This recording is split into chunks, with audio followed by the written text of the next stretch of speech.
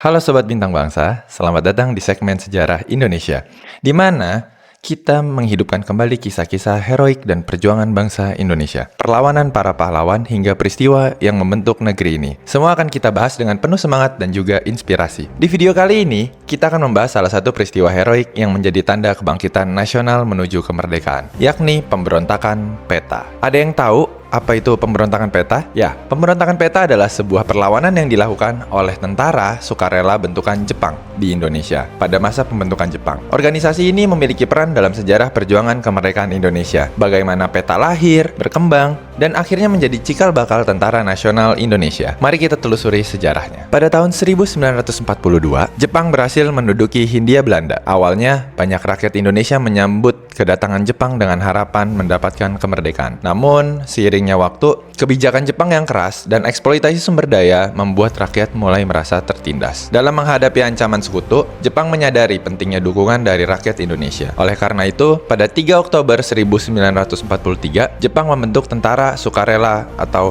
Pembela Tanah Air, yaitu PETA, atau dalam bahasa Jepangnya disebut Kyodo Boi Gyugun. Jepang membentuk PETA dengan beberapa tujuan utama. 1. Memanfaatkan tenaga pribumi untuk membantu pertahanan wilayah Indonesia dari serangan sekutu. 2. Mengurangi beban tentara Jepang yang mulai kekurangan personilnya. 3. Meningkatkan propaganda bahwa Jepang adalah saudara tua yang membantu Indonesia. Namun, banyak pemuda Indonesia yang bergabung dengan PETA memiliki pandangan yang berbeda. Mereka melihat ini adalah sebuah kesempatan untuk mendapatkan pelatihan militer dan juga mempersiapkan diri untuk perjuangan kemerdekaan. Meskipun dibentuk oleh Jepang, banyak anggota PETA yang memiliki jiwa nasionalisme yang tinggi. Beberapa tokoh yang berasal dari PETA kemudian menjadi pemimpin dalam perjuangan kemerdekaan, seperti Jenderal Sudirman, yang kelak menjadi Panglima Besar TNI Indonesia, Soeharto, yang kemudian nanti menjadi Presiden kedua Indonesia, dan juga Jenderal Gatot Subroto, yang menjadi salah satu tokoh penting dalam militer Indonesia. Salah satu bukti nyata bahwa semangat nasionalisme dalam PETA sangat kuat adalah pemberontakan PETA yang ada di Blitar pada 14 Februari 1945, yang dipimpin oleh Supriyadi. Meskipun pemberontakan ini gagal,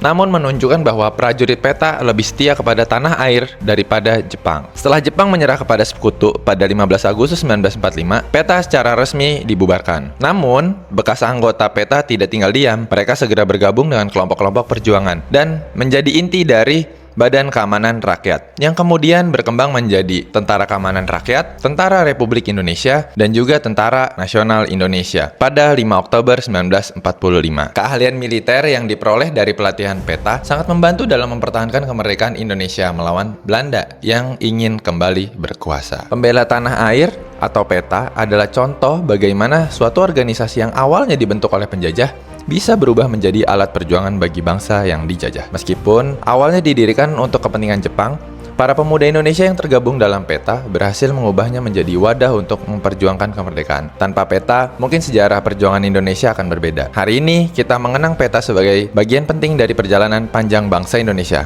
menuju kemerdekaan dan kedaulatan. Demikianlah sejarah Pembela Tanah Air atau PETA. Semoga kita semua dapat mengambil pelajaran dari perjuangan mereka dan terus mempertahankan kemerdekaan dengan penuh semangat nasionalisme. Jangan lupa like, share, dan subscribe agar kita terus belajar dan menghargai sejarah bangsa. Sama kita jaga warisan para pahlawan.